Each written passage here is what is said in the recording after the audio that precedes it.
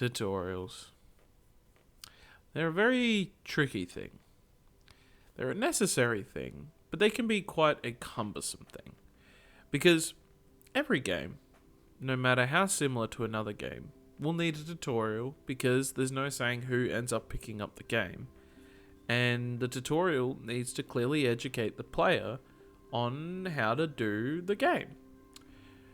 But the difficult thing is that sometimes you have a project and you're just prototyping it, trying to figure out where the fun is, whether the core loop is actually enjoyable.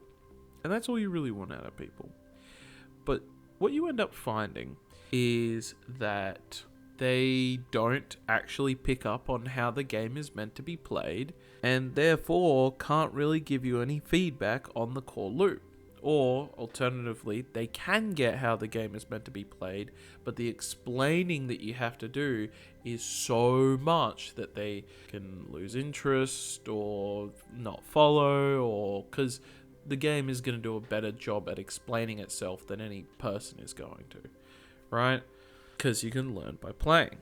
But that can be quite frustrating to spend the time working on a tutorial when all you're trying to do is make a prototype and figure out, is this actually fun? Would you guys actually play this? And they're like, I don't know. I don't understand what the game is. Yeah. And for me, at least, another problem with tutorials is they recontextualize the game. Like, every single component of a tutorial recontextualizes the game. Meaning you have a core gameplay loop for most of the game, but the tutorial, because you need to introduce things and really highlight specific things just so that when they're learning they can recognize this, and this are important, it means that you have to put in a bunch of extra effort for a very tiny part of the game to make sure that what the game is about and how it works is super duper clear. Which, you know, is more work that perhaps, maybe, possibly, I don't necessarily want to do for a prototype, you know? But the problem is that if you think the game is fun, but people aren't getting it, then you have a difficult challenge in front of you. You should find, sometimes you got to bite the bullet, despite the fact that it's just a prototype, and perhaps that's kind of like all that it's going to be, right? You're only going to go so far with it.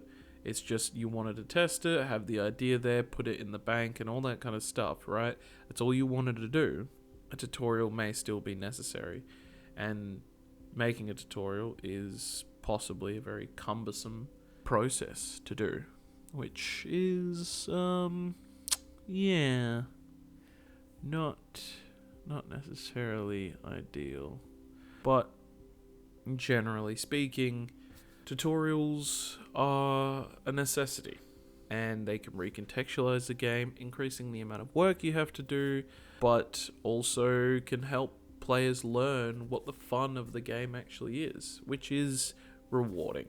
When they don't get it originally, but then when you get a tutorial, they do get it, that is nice, that is enjoyable, that is positive, that is what I want to hear.